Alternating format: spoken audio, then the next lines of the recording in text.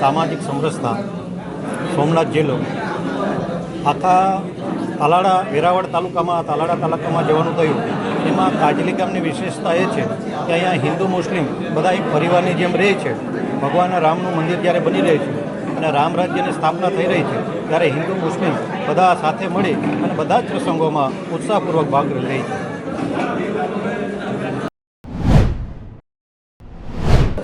મારું નામ મેરકભાઈ બારડ, કાટલી ગામના સરપંચ.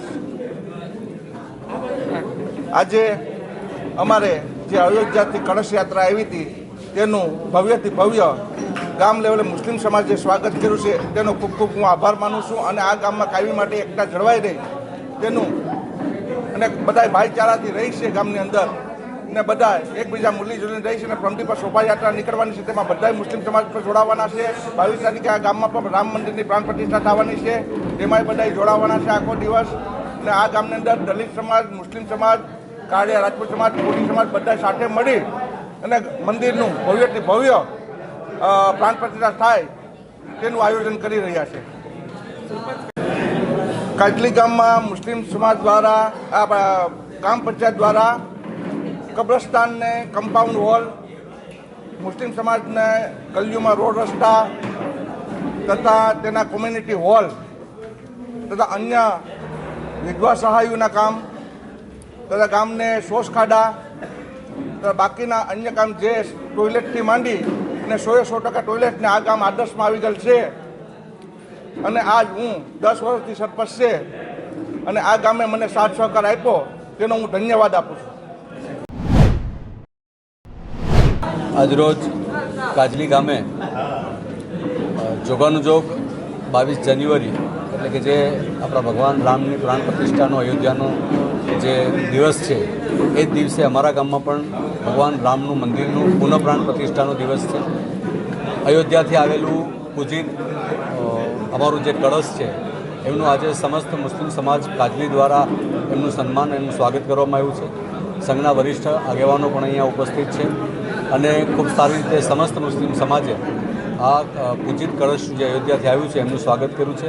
સમગ્ર મુસ્લિમ સમાજ અને સમગ્ર દલિત સમાજ એટલે કે હિન્દુ મુસ્લિમ આખું આ કાજલી ગામના દરેક લોકો અહીંયા ઉપસ્થિત રહ્યા છે અને ખૂબ સારી રીતે આ કળશનું સન્માન અને સ્વાગત કર્યું. 21 અને 22 આ 3 દિવસના અમારા કાર્યક્રમો છે. 20 તારીખે એટલે કે આવતીકાલે સમસ્ત ગામ દ્વારા સફાઈ અભિયાનનો કાર્યક્રમ રાખવામાં આવ્યો છે. 21 તારીખે બપોરે 4 વાગે ભગવાન રામની શોભાયાત્રા કાઢવામાં આવવાની છે અને ત્યારે પણ હિન્દુ મુસ્લિમ બધા લોકો આ શોભાયાત્રામાં જોડાવાના છે. 20 તારીખે રાતે કાનગોપીનો કાર્યક્રમ છે, એમાં પણ સમસ્ત ગામ જોડાવાનું છે. 22 તારીખે ભગવાન રામની પ્રાણ પ્રતિષ્ઠાનો કાર્યક્રમ છે, એમાં હિન્દુ મુસ્લિમ બધા લોકોએ ભાગ લીધો છે. એમાં દલિત સમાજના 8 કરતાં વધારે દંપતી પણ આ યજ્ઞમાં બેસવાના છે. આશરે 35 કરતાં વધારે દંપતી અમારા આ યજ્ઞમાં બેસવાના છે. યજ્ઞ પૂરો થશે 5 વાગે, બીડું હોમાઈ જાય પછી સમસ્ત ગામ દ્વારા ગામને પ્રસાદીનો કાર્યક્રમ છે, એમાં પણ સમસ્ત હિન્દુ મુસ્લિમ બધા લોકો આ પ્રસાદી સાથે લેશે. મારું નામ સલીમ સુમરા છે, કાટલી ગામનો રહેવાસી છું. આજે આ કળશનું અમે જે સ્વાગત કર્યું એ પૂરી પટની મુસ્લિમ સમાજ અહીંયા પટની હોલમાં ભેગા થઈ અને કળશનું અમે સ્વાગત કર્યું.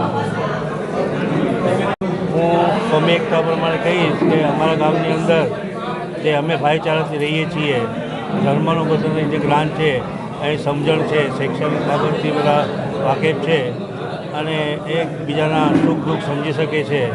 કોઈના કાર્યમાં ભાગ લે છે, સુખ દુઃખના કાર્યમાં ભાગ લે છે.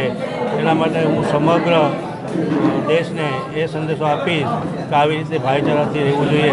સૌથી શ્રેષ્ઠ ધર્મ માનવ ધર્મ, પછી જે આપણે ધર્મ માનતા હોઈએ એ પ્રમાણે આપણે જીવન જીવવું જોઈએ. સૌનો ધર્મ, મજહબ નહીં સિખાતા આપસ મેં ભેદ રખના. इसी तरह કે સબકા મજહબ સબકો મુબારક અને બધાએ સાથે હળીમળીને રહેવું જોઈએ.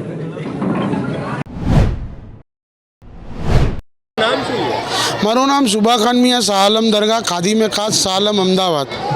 ये 22 तारीख राम मंदिर अयोध्या ने लई આજે મુસ્લિમ અગ્રણીઓ તથા ગુજરાત સરકાર અને કેન્દ્ર સરકાર દ્વારા જે નિર્ણય લેવામાં આવ્યો રામ મંદિરમાં ને એની સ્થાપના કરવામાં આવી રહી છે તે વિશે આપનું શું કહેવું છે? સૌથી પહેલાં તો આજે અમારું રજબનું એક ચાંદ છે, ગરીબ નવાઝનું ઉર્સ ચાલુ થયું છે અને હિન્દુસ્તાનમાં જેટલા પણ હિન્દુ ભાઈ બહેનો, શીખ, ઈસાઈ બધાને ગરીબ નવાઝનું ઉર્સ મુબારક.